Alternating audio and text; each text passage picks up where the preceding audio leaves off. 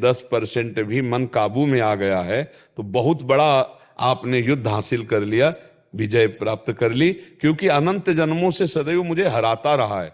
आज वो 10% हमारे कब्जे में आ गया है। 10% भजन में लगने लगा ना, बहुत बड़ी बात कर ली। धीरे धीरे परसेंट बढ़ाते चले जाइए। और ये इतना प्यारा मन है कि इसे जो पकड़ा दो पकड़ लेता है। जैसे अभी हमने विषय पकड़ाए संसार के तो पकड़े ना, गंदे से गंदी बातें पकड़े। अब भजन पकड़ाएंगे तो पकड़ रहा है ना।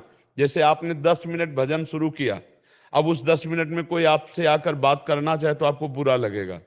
यार 10 मिनट तो भजन करता हूं, कम से कम चैन से 10 मिनट भजन, मतलब मन 10 मिनट के लिए राजी हो गया। तो हम धीरे धीरे उसको समय से बढ़ाते राजी करते चले जाए।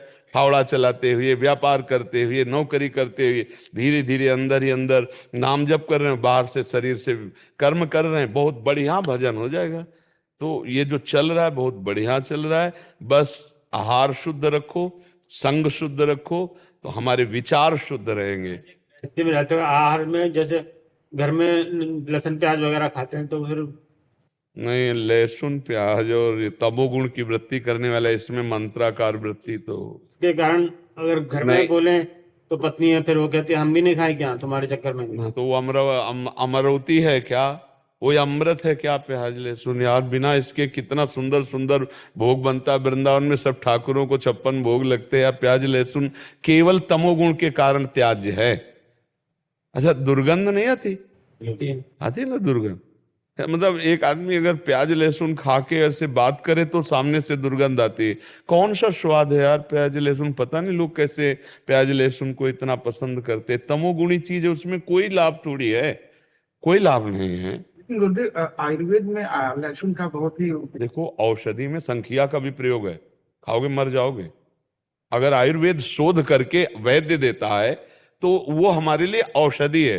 देखो, बहुत सी औषधियां दूषित पदार्थों से बनती है, लेकिन दूषित पदार्थ नहीं है, उसे हम औषधि बोलते हैं। हम औषधि पा रहे हैं अच्छा औषधि के रूप में। तो औषधि के रूप में जैसे किसी का गठिया बात है, गठिया रोग है, तो लहसुन बड़ा काम करता है। आप उसको कैप्सूल की तरह ले जाओ, हमने देखा है। लेकिन चटनी और सब्जी और भोजन में नहीं डाल सकते।